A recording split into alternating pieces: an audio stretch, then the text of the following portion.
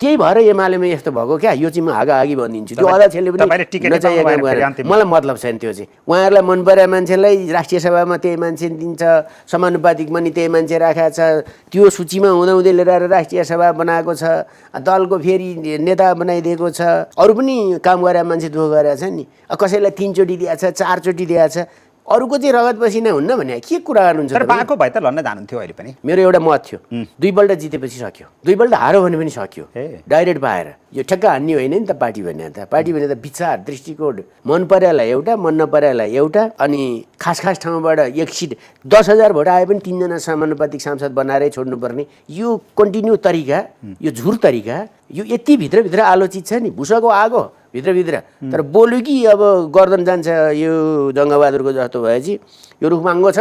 भनेर जब चाहिँ सोध्छ जङ्गबहादुरले बाङ्गो त बाङ्गो छ नि आँखा अगाडि बाङ्गो छ भन्नु परेको छ सोझो छ त्यति साह्रै डिक्टेटर भयो है एमालेमा भयो त्यो भयो गरेकै हो दर्जनौं उदाहरण दिन सकिन्छ यसमा मैले झोकाले भने बोल्नै सकस भयो तपाईहरुले यस्तो गाह्रो बोल्यो कि लखेट्ने खेद्ने हैरान बनाउने जताभाइ उहाँलाई महेश बस्नेतजीले आज भनिदिन्छु म यो उहाँले मसित कुरै गरेको छैन उहाँ बागमतीको जिम्मेवार रे उहाँले चुनाव लड्न चाहनु भएन भनेर उहाँले भाषण गर्नुभयो महेश बस्नेत को मलाई त्यसो भन्ने उहाँभन्दा म जुनियर भूमिकामा आएको मान्छे हो म उहाँभन्दा कम योगदान भएको मान्छे हो सचिव पो उहाँ हुनुभयो त मलाई सार्वजनिक रूपमा अपमानित गर्न मिल्छ त निजी कुरा हो यो तर त्यो गर्न मिल्दैन नि त उहाँले गर्नुभयो किनभने उहाँलाई त्यसो गरे बापत पनि क्वेसन उठ्दैन तर मैले आज भनिदिएको पहिलोपल्ट भन्छु म फेरि यो कुरा यो पनि छलफलमा आउनु पर्यो नि त अब एमालेमा यस्ता कुरा नि आउनु पर्यो नि त उहाँले मसित कुरा त गर्नु पर्यो नि त ल उहाँ सचिव हुनुभयो मलाई जितेर भएको हो नि त सचिव त उहाँ मैले त्यो त मान्छु नि त उहाँ सचिव जित्नु उहाँ म माथि शासन गर्न सचिव जित्या हो उहाँले त परिणाम ल्याउन सचिव जित्या हो नि त बागमतीको जिम्मा पाएको भए टिकट सिफारिसको जिम्मा पाएको भए उहाँ सफल हुनुभयो त आफै त हार्नुभयो कुरा त यहाँ पनि छन् नि त यी चिजहरूको कुरा छलफल हुनु नरिसाइकन म अहिले रिसाएँ होला पर्यो भने रातो पिरो पनि होला तर हात हालेर हिँड्दैन कसैलाई त्यो खालको कुराबाट जानु पर्यो क्या एमालेमा धेरै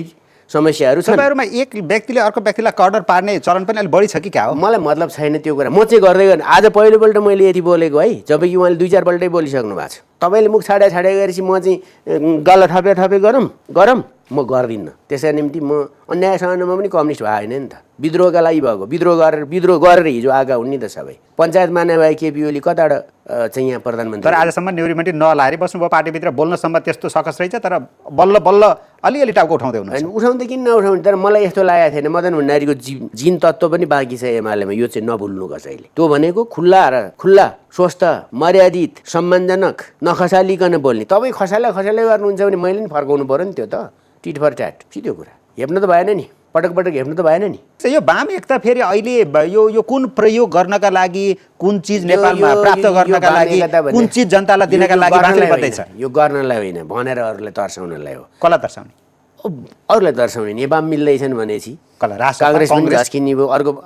आश मरेको छ भने आश जाग्ने भयो हो राम्रो पनि हुने भयो किनभने गर्ने हो भने भइसकेको त किन भत्क्यो त त्योबाट सोध्नु त कति ठुलो जनताले आश गरेको थियो कति धेरै मतादेश दिएको थियो हैन त अहिले राष्ट्रपाललाई जसरी विश्वास गरेको छ आशा र भरोसा गरेको थियो 74 मा त्यसै गरेर नेकपाला गरे खरानीबाट उठ्ने त भन्नु पर्यो अर्काको हातबाट कोरिएको सलाइले खरानी भएकोबाट त उठ्न जाँगर चल्छ कि आफैले सिर्जना गरे घरमा आगो झोसेर मर्देल छर्केर अनि फेरि खरानीबाट उठ्छु भनेर भन्दा वरिपरिका छिमेकीले कसले चाहिँ दलिन सापट दिन्छ भने कसले ढुङ्गा बोक्न आइदिन्छ कसले होस्टेलमा हैसे गर्न आइदिन्छ यस्तो कुरा गरेर त भएन क्या यो केही पनि होइन प्रचण्डले नेतृत्व हस्तान्तरण गर्ने वाम एकता गर्ने भनेपछि त्यो किन भने त भन्दाखेरि त्यहाँ पनि नेतृत्व त बदलियौँ भन्ने छ नि त अनि बदलियौँ भनेपछि एकता गर्छु भनेपछि त सिध्यो त कुरा एकता गरेपछि त कहाँ अर्को हुन्छ त को हुन्छ त ऊ त पर्ने बदल्नै नपर्ने पनि यो खालको कुरो नगरौँ के भन्ने लाग्छ मलाई यो कहाँबाट कुरा भइरहेको त फेरि उठिरहेछ कुरा यसो चिया गफ मेरानी हुन्छन् त्यसको प्रचार गरेर केही निचोडा हुँदैन